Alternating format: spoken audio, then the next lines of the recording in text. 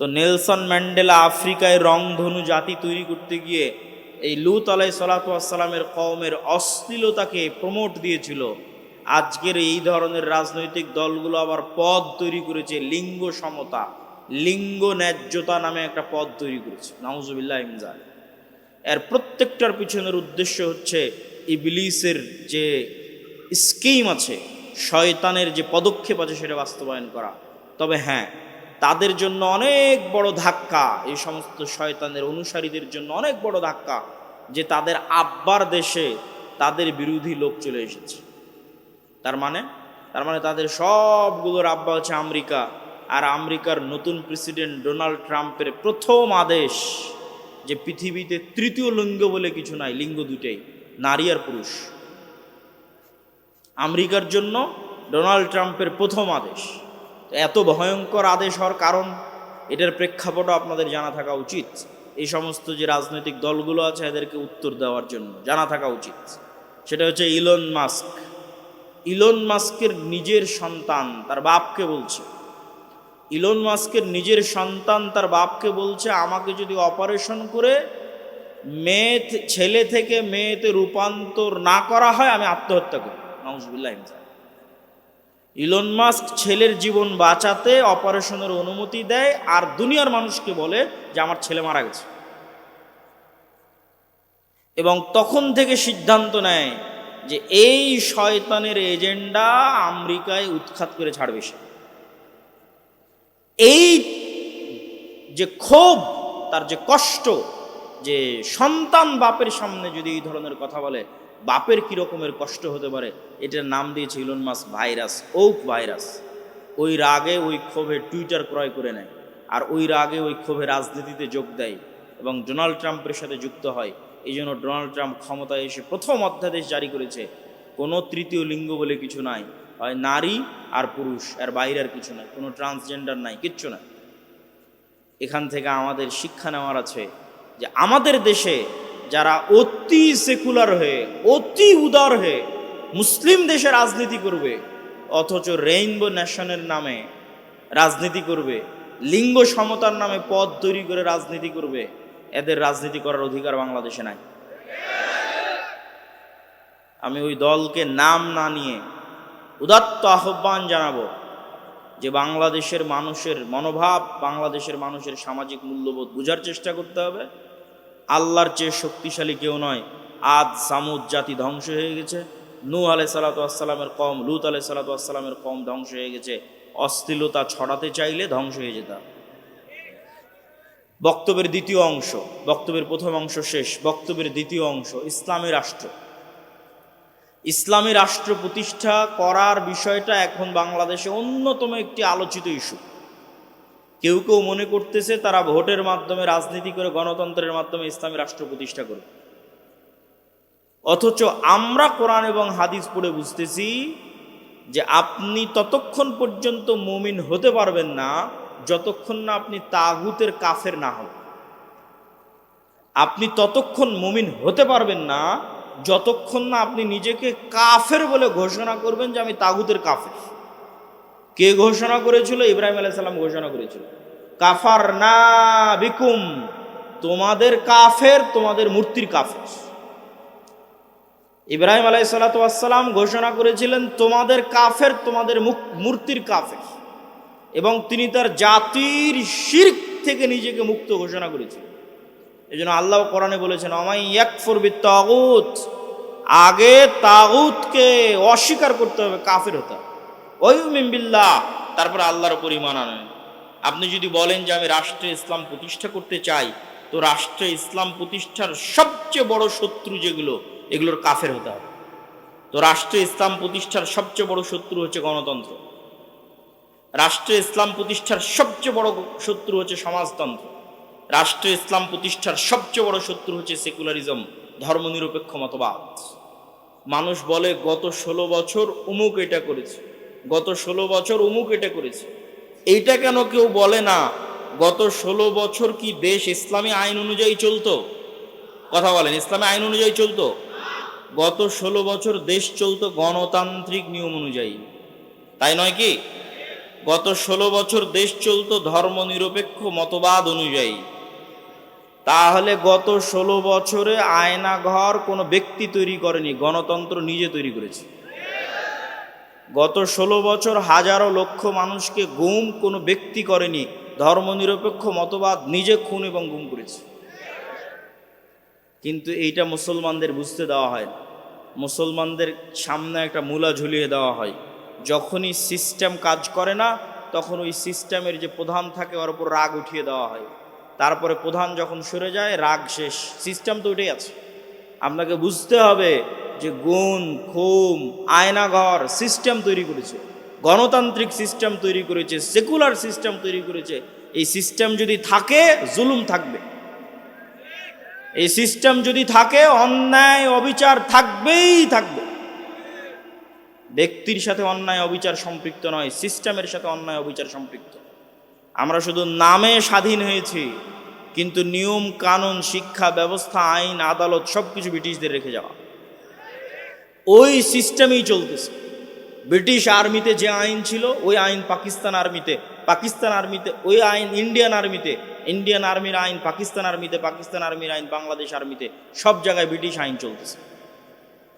সম্মানিত উপস্থিতি, তাহলে আপনি যতক্ষণ ওই সিস্টেমের কাফের না হবেন ততক্ষণ আপনি ইসলামকে রাষ্ট্র ক্ষমতায় প্রতিষ্ঠা করবেন, এটা অলীক স্বপ্ন, এটা অলীক কল্পনা যে সেকুলারিজমের মধ্যে দিয়ে ইসলাম রাষ্ট্র ক্ষমতায় প্রতিষ্ঠিত হবে। বিকৃত ইসলাম প্রতিষ্ঠিত হতে পারে, কম্প্রোমাইজড ইসলাম প্রতিষ্ঠিত হতে পারে, অবিকৃত শক্তিশালী ইসলাম কখনো এই সমস্ত তন্ত্রমন্ত্র দিয়ে প্রতিষ্ঠিত হবে না, যে তন্ত্রমন্ত্রকে তৈরি করা হয়েছে ইসলাম যেন রাষ্ট্র ক্ষমতায় যেতে না পারে তার জন্য। 2 নাম্বার, রাষ্ট্র ক্ষমতায় ইসলাম প্রতিষ্ঠা করার কি আমরা মুসলমানেরা যোগ্য? এইটার উত্তর আপনাকে দিতে হবে। ইসলামের রাষ্ট্র ক্ষমতার ব্র্যান্ডিং হচ্ছে ন্যায় বিচার এবং সত্যবাদিতা, এটা হচ্ছে রাষ্ট্র ক্ষমতায় ইসলামের ব্র্যান্ডিং। মোহাম্মদ বিন কাসেম যখন সিন্ধুতে অভিযান করে, তারেক বিন জিয়াদ যখন স্পেনে অভিযান করে, ইতিহাস ঘেটে দেখেন যে সিন্ধুতে অভিযান করেছে ইসলাম প্রচারের জন্য না অন্যায় দূর করার জন্য? স্পেনে অভিযান করেছে, সিন্ধুতে অভিযান করেছে ইসলাম প্রচারের জন্য না অন্যায় দূর করার জন্য? ইতিহাস ঘেটে দেখবেন যে প্রত্যেকটা আক্রমণাত্মক যুদ্ধ হয়েছে ওই অঞ্চলের অত্যাচারিত মাজলুম মানুষকে মুক্তি দিয়ে তাদের মধ্যে ন্যায় প্রতিষ্ঠা করার জন্য। এমনকি বাংলাদেশে ইখতিয়ার উদ্দিন মোহাম্মদ বিন বখতিয়ার খিলজি থেকে শুরু করে শাহজালাল থেকে শুরু করে যারাই বাংলাদেশে অভিযান পরিচালনা করেছে তাদের প্রত্যেকের উদ্দেশ্য ছিল বাংলাদেশের মানুষকে জুলম থেকে মুক্তি দেওয়া। এই একই কথা রাসূলুল্লাহ সাল্লাল্লাহু আলাইহি ওয়াসাল্লাম ঈসা আলাইহিস সালাতু ওয়াস সালামের ক্ষেত্রে বলে গেছেন যে ঈসা আলাইহিস সালাম যখন রাষ্ট্রনেতা হবেন তখন হাকামান মুকসিতা, সারা পৃথিবীতে ন্যায় বিচার প্রতিষ্ঠা করবে। এটা হচ্ছে ইসলামের ব্র্যান্ডিং, যে ইসলাম রাষ্ট্র ক্ষমতায় গেলে ন্যায় বিচার প্রতিষ্ঠা হবে। তাহলে প্রশ্ন হচ্ছে, মুসলমান যদি নিজে ন্যায়পরায়ণ না হয় কিভাবে সে রাষ্ট্র ক্ষমতায় ন্যায় বিচার প্রতিষ্ঠা করবে? আপনাকে আমি আরো উদাহরণ দিয়ে বুঝাই, এখানে আপনারা উপস্থিত আছেন, উদাহরণগুলো বুঝবেন। বাবা মারা গেছে, বোন বাবার সম্পত্তিতে যা সম্পদ পাবে আপনি ন্যায়ের সাথে সেটি বুঝিয়ে দিয়েছেন কিনা? প্রশ্ন। আপনি আপনার আশেপাশের পাড়া প্রতিবেশী সবার দিকে তাকিয়ে দেখেন যে সে ন্যায়ের সাথে বুঝিয়ে দিয়েছে কিনা। একদল পাবেন দেয়নি, একদল পাবেন যদি দিয়ে থাকে তো দামি জমিটা নিজের কাছে রেখেছে, বিলের জমিটা বোনকে দিয়েছে। তাহলে এই যে ব্যক্তি যে সামান্য তার পরিবারে তার বোনের উপর ন্যায় প্রতিষ্ঠা করতে পারলো না, ওই ব্যক্তিকে যদি রাষ্ট্র ক্ষমতা দেওয়া হয় তাহলে গত 16 বছর যা দুর্নীতি হয়েছে তার চেয়ে বেশি দুর্নীতি, গত 16 বছর যা জুলুম হয়েছে তার চেয়ে বেশি জুলুম করবে। ওকে দিয়ে কখনো রাষ্ট্র ক্ষমতা ইসলাম প্রতিষ্ঠিত হবে না, কেননা রাষ্ট্র ক্ষমতা ইসলাম মানে ন্যায় বিচার প্রতিষ্ঠা হবে। তো সে তো দুর্নীতিগ্রস্ত, সে কিভাবে ন্যায় বিচার প্রতিষ্ঠা করবে? আপনি সমাজে তাকিয়ে দেখেন যে প্রত্যেকটা সেক্টরে সেক্টরে, এলাকায় এলাকায়, সমাজে সমাজে যৌতুকের ভিত্তিতে বিবাহ হচ্ছে। যৌতুকের ভিত্তিতে বিবাহ অন্যায়, মানুষের প্রতি অন্যায়। আব্দুল্লাহ বিন আব্দুর রাজ্জাক হাফিজাহুল্লাহ তিনি এ পর্যায়ে আমাদের মাঝে মূল্যবান আলোচনা পেশ করবেন। আমি শেখকে তার মূল্যবান আলোচনা পেশ করার জন্য সবিনয় অনুরোধ জানাচ্ছি। ফালিয়াতাফাদ্দাল মাশকুরা। আমরা কেউ কথা না বলে একটু ধৈর্য সহকারে বসেন। দীর্ঘ সময় আলোচনা না করলেও আপনাদেরকে গুরুত্বপূর্ণ কিছু নসিহত পেশ করবেন ইনশাআল্লাহ। আসসালামু আলাইকুম ওয়া রাহমাতুল্লাহি ওয়া বারাকাতুহু।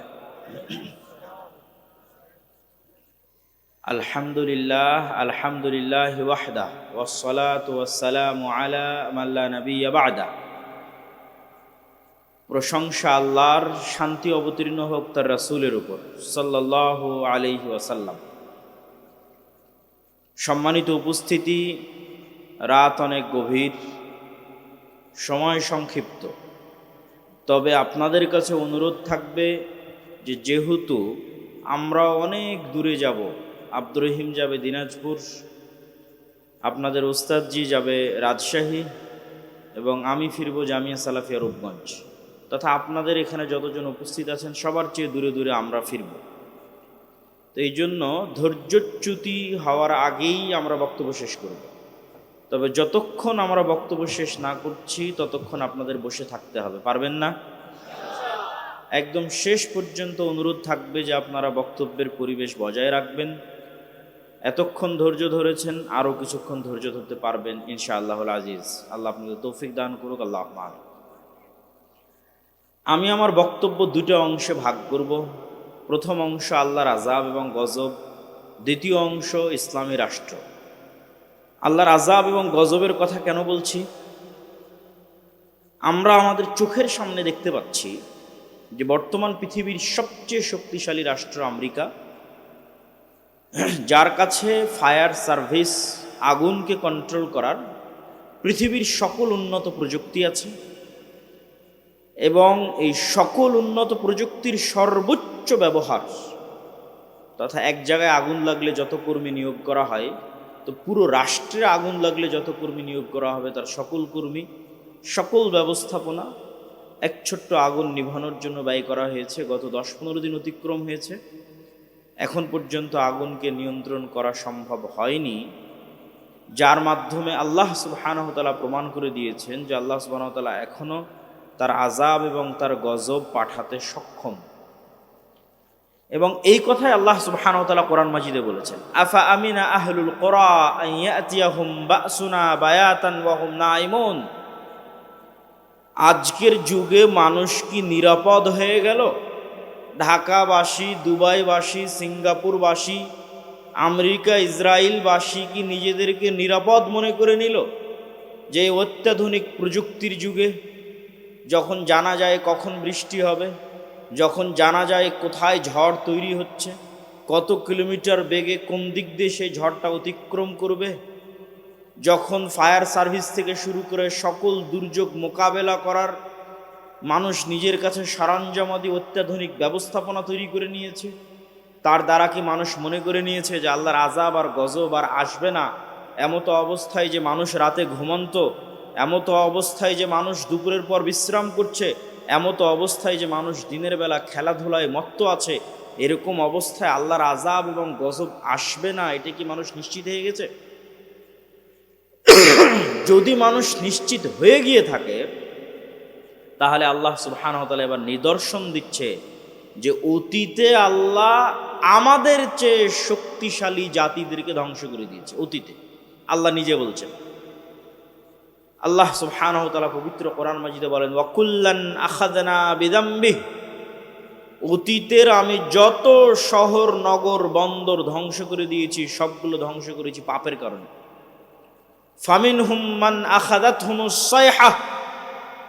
কাউকে ধ্বংস করেছি বিকট আওয়াজে, কাউকে ধ্বংস করেছি প্রচণ্ড ঝড় বাতাসে, কাউকে ধ্বংস করেছি ফাখাসাফনা বিহিল আরজ, কাউকে ধ্বংস করেছি মাটিতে ধসিয়ে, কাউকে ধ্বংস করেছি পানিতে ডুবিয়ে।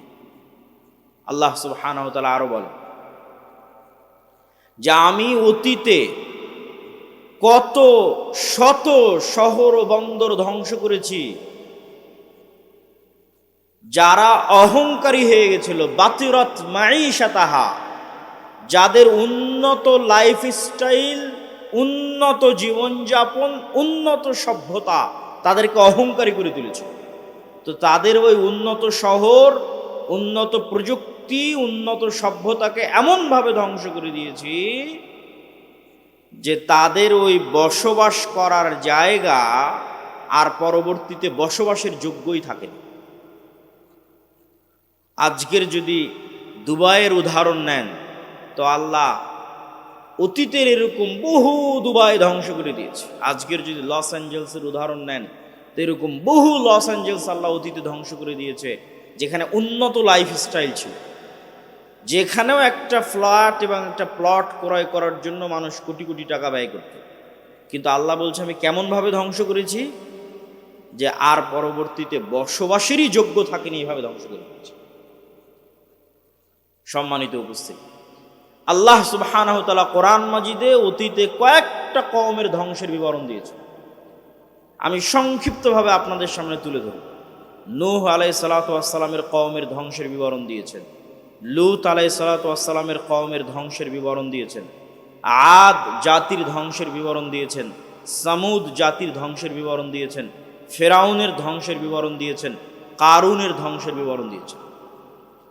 নূহ আলাইহিস সালাতু ওয়াস সালামকে আল্লাহ সুবহানাহু ওয়া তাআলা তার কওমের নিকটে পাঠিয়েছিলেন তাওহীদের দাওয়াত নিয়ে, আর তিনি দাওয়াতি কাজ করেছেন 50 বছর কম 1000 বছর, আলফা সানাহ ইল্লা 50। কোরআনের আয়াত যে 1000 বছর দাওয়াতি কাজ করেছে, 50 বছর কম, 950 বছর। তো যখন এই দাওয়াতি কাজে তার কওম বিরক্ত হয়ে গেছে, তখন তার কওম বলতেছে, ইয়া নূহ, হে নূহ, তুমি অনেক আমাদেরকে ডিস্টার্ব দিয়েছো, ফাতিনা বিমা তাইদুনা। তো এতদিন যে 950 বছর আমাদের ভয় দেখালে যে এটা না করলে আল্লাহর আযাব এবং গজব আসবে, তো আজকে আল্লাহর সে আযাব এবং গজব নিয়ে আসো যদি তুমি সত্যবাদী হও। নাউযুবিল্লাহ। তারপরে যখন আল্লাহ সুবহানাহু ওয়া তাআলার আদেশ চলে আসলো, আফারাত্তান নূর, এবং নূহ আলাইহিস সালাতু ওয়াস সালামের বাড়ির চুলা থেকে পানি বের হওয়া শুরু হলো, তখন আল্লাহ নূহ আলাইহিস সালাতু ওয়াস সালামকে বললেন যে প্রত্যেক জাতি প্রজাতি থেকে এক জোড়া করে উঠিয়ে নিতে তার নৌকাতে। আর কাদেরকে উঠিয়ে নিতে? ওয়ামা আমানা, আর যারা ঈমান আনয়ন করেছে কিন্তু ঈমান আনয়ন করেনি, তার সাথে ওয়ামা আমানা মাআহু ইল্লা কালিল, তার সাথে ঈমান আনয়ন করেছে অতি অল্প সংখ্যক মানুষ। তখন নূহ আলাইহিস সালাতু ওয়াস সালাম তার সন্তানকে বললেন, ইয়া বুনাইয়া আরকাব মা'না ওয়ালা তাকুম মা'আল কাফিরিন, হে আমার বৎস, নৌকায় উঠে যাও, কাফেরদের সঙ্গী হয়েও না। তখন তার সন্তান উত্তরে বলছে, আমি পৃথিবীর সবচেয়ে উঁচু পাহাড়ে আশ্রয় নিব। ইয়াসিমুনি মিনাল মা, যে উঁচু পাহাড় তোমার আল্লাহর গজবের এই পানি থেকে আমাকে আশ্রয় দিবে। নূহ আলাইহিস সালাম বলছেন, লা আসিমাল ইয়াউম, আজকে আল্লাহর এই আযাব ও গজবের পানি থেকে কেউ আশ্রয় নিতে পারবে না। যদি হিমালয় পাহাড়ের চূড়ায় গিয়ে আশ্রয় নেয়, তো হিমালয় পাহাড়কেও আল্লাহ সুবহানাহু ওয়া তাআলা পানিতে ডুবিয়ে ছাড়বেন। এবং তাই ঘটিয়েছেন আল্লাহ সুবহানাহু ওয়া তাআলা। পানি বাড়তে বাড়তে এমন পর্যায়ে পানি পৌঁছে গেল যে নিচে শুধু পানি, উপরে আসমান, আর কিছু নাই, সব ধ্বংস হয়ে গেছে পৃথিবীতে। তখন আল্লাহ সুবহানাহু ওয়া তাআলা মাটিকে বলছেন, ইয়া আরযু বলঈ, হে মাটি পানি শুষে নাও, আর হে আসমান ক্ষান্ত হও।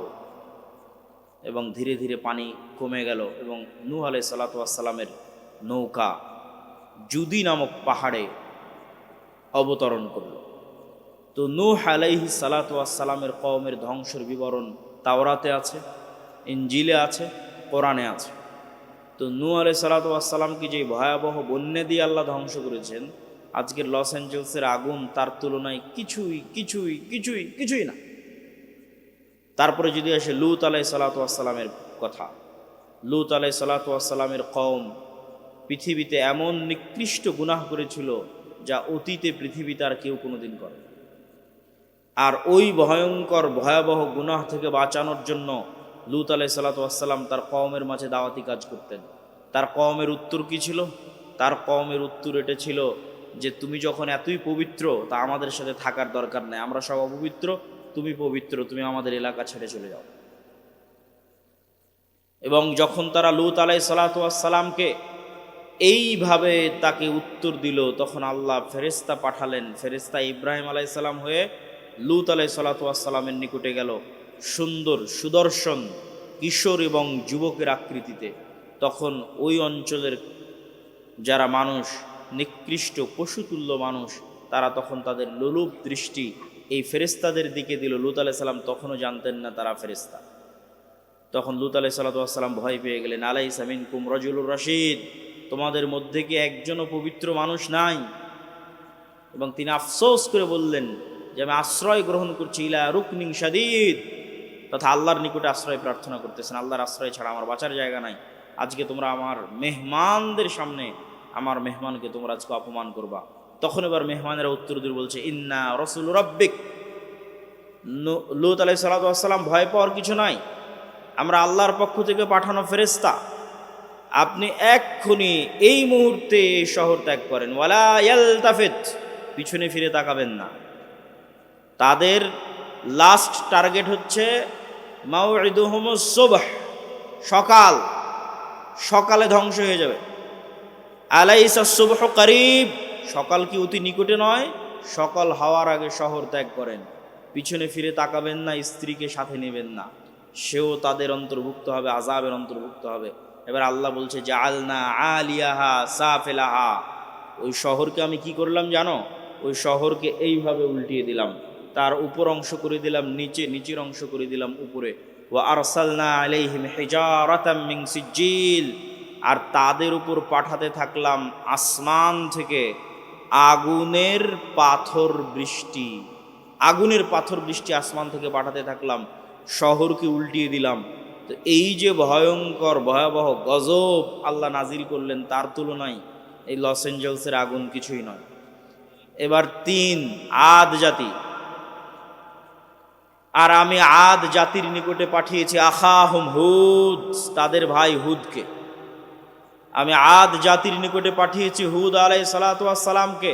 আর এই প্রত্যেক নবীর দাওয়াত কমন ছিল, ইয়া কওমি ইবুদুল্লাহ, হে আমার কওম, আল্লাহর ইবাদত করো, আল্লাহ ব্যতীত ইবাদতের যোগ্য কেউ নাই। তো আদ জাতি কি উত্তর দিল? আদ জাতিকেও হুদ আলাইহিস সালাতু ওয়াস সালাম বলেছিলেন আল্লাহর ইবাদত না করলে আল্লাহর গজব আসবে। তখন আদ জাতি উত্তরে বলেছিল মান আশাদ্দু মিন্না কুওয়া, হুদ তুমি আমাদেরকে আল্লাহর আযাবের গজবের ভয় দেখাও। তুমি বলো তো এই পৃথিবীতে আমাদের চেয়ে কেউ শক্তিশালী আছে? আমাদের চাইতে এই পৃথিবীতে কেউ কি শক্তিশালী আছে যে তুমি আমাদেরকে গজবের ভয় দেখাও, আযাবের ভয় দেখাও? তো মজাকের কথা যে আদ জাতির উপর গজব আসবে। যেমন আমাদের কাছে মজাক মনে হতে পারে আজকের পৃথিবীর সবচেয়ে শক্তিশালী রাষ্ট্র ইসরায়েল, সবচেয়ে শক্তিশালী রাষ্ট্র আমেরিকা, তাদের উপর আবার কি আসতে পারে, আর তাদেরকে কে আবার ক্ষতিগ্রস্ত করতে পারে? ঠিক যেভাবে আদ জাতি বলেছিল মান আশাদ্দু মিন্না কুওয়া, তখন আল্লাহ বলেছিলেন আওয়ালাম ইয়ারাও, তারা কি জানে না আন্নাল্লাহাল্লাযী খালাকাহুম, যে তারা যতই শক্তিশালী হোক, যতই উন্নত সভ্যতার হোক, তার শক্তি বাড়তে বাড়তে বাড়তে বাড়তে পৃথিবীর মানুষের শক্তি সভ্যতার যদি শেষ সীমায় পৌঁছে যায়, তবুও লাস্ট রেজাল্ট হচ্ছে আল্লাহ তাদের সৃষ্টিকর্তা আর ওরা সৃষ্টিজীব। তো শক্তি কার বেশি হবে? সৃষ্টিকর্তার বেশি হবে। এটাই যুক্তির কথা, এটাই লজিকের কথা। তো আমেরিকা ইসরায়েলের শক্তি যতই বেশি হোক, আল্লাহ সুবহানাহু ওয়া তাআলা আমেরিকা এবং ইসরায়েলের যদি সৃষ্টিকর্তা হন, তাহলে দিন শেষে শক্তি কার বেশি? আল্লাহর বেশি। তখন আদ জাতিকে আল্লাহ সুবহানাহু ওয়া তাআলা ধ্বংস করলেন বিরিহিন সরসরিন আতিয়াহ, প্রচণ্ড ঝড়ো বাতাস এবং প্রচণ্ড ঠান্ডা, প্রচণ্ড ঝড়ো বাতাস এবং প্রচণ্ড ঠান্ডা। আর এই প্রচণ্ড ঝড়ো বাতাস আর প্রচণ্ড ঠান্ডা বাতাস চলল 1 সপ্তাহ ব্যাপী। এবং এই 1 সপ্তাহ ব্যাপী প্রচণ্ড ঝড়ো বাতাসে তারা হয়ে গেল গোড়া কাটা খেজুর গাছের ন্যায়। যারা বলেছিল তারা পৃথিবীর সবচেয়ে শক্তিশালী, তৎকালীন যুগের সবচেয়ে উন্নত, সবচেয়ে সভ্য নগরীকে আল্লাহ সুবহানাহু ওয়া তাআলা ধ্বংস করে দিলেন। এবার আসি সামুদ জাতির কথা। সামুদ জাতির নিকটে আল্লাহ পাঠিয়েছিলেন তাদের ভাই সালেহকে। সালেহ আলাইহিস সালাতু ওয়াস সালাম একই কথা তার কওমকে বললেন, আর তার কওমকে আল্লাহর নিদর্শন হিসেবে পেশ করলেন। নাকাতুল্লাহ, আল্লাহর উটনি। এই আল্লাহর উটনি আল্লাহর জমিনে চলবে, তোমরা একে ক্ষতি করার চেষ্টা করিও না, ক্ষতি করলে আল্লাহর গজব আসবে। ওয়ালাহা শিরবুম মালুম, 6 দিন তোমাদের জন্য কুয়ায় পানি পানের, একদিন আল্লাহর উটনির জন্য। যেই দিন আল্লাহর উটনি পানি পান করবে সেই দিন উটনি থেকে এই পরিমাণ দুধ হতো যে সমগ্র সামুদ জাতি সেই দুধ দহন করে নিয়ে খেয়ে বাড়িতে নিয়ে শেষ করতে পারত না। আল্লাহু আকবার। কিন্তু এই নিয়ামত তাদের সহ্য হয়নি, তারা অহংকারী।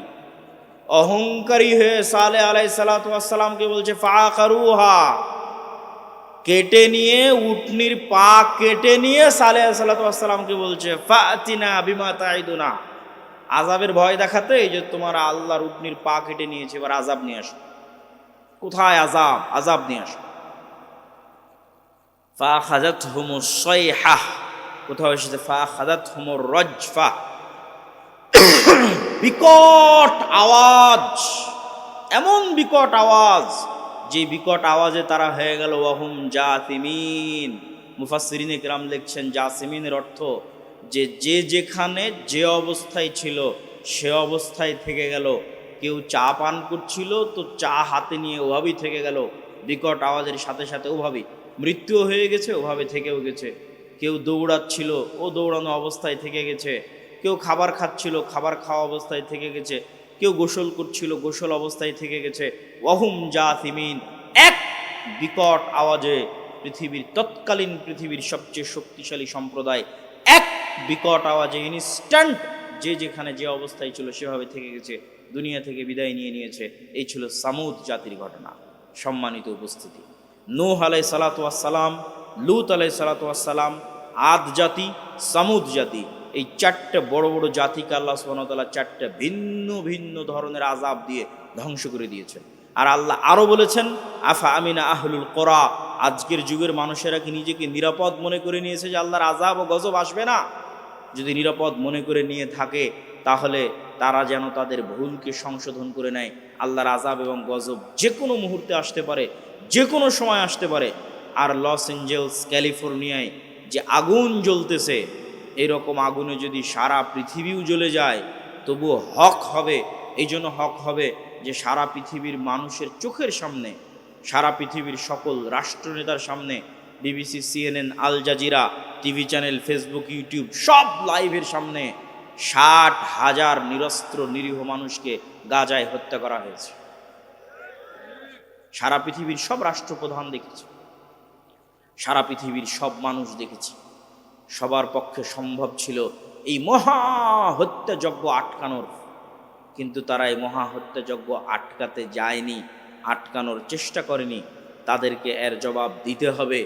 এই এক গাজার উপর যে অত্যাচার চালানো হয়েছে, এই অত্যাচারে যদি সমগ্র আমেরিকা, সমগ্র ইউরোপ আর সমগ্র ইসরায়েল জ্বলে পুড়ে যায়, তবু আল্লাহ সুবহানাহু ওয়া তাআলার জন্য এটা হক হবে। এবং আল্লাহ এটা বলেছেন, কোরআনেই বলেছেন যে আল্লাহ সুবহানাহু ওয়া তাআলা যখন কোনো শহর ও বন্দর ধ্বংস করেন তখন আল্লাহ অত্যাচার করেন না, বরং তারা অত্যাচারী ছিল তাই ধ্বংস করে দেন।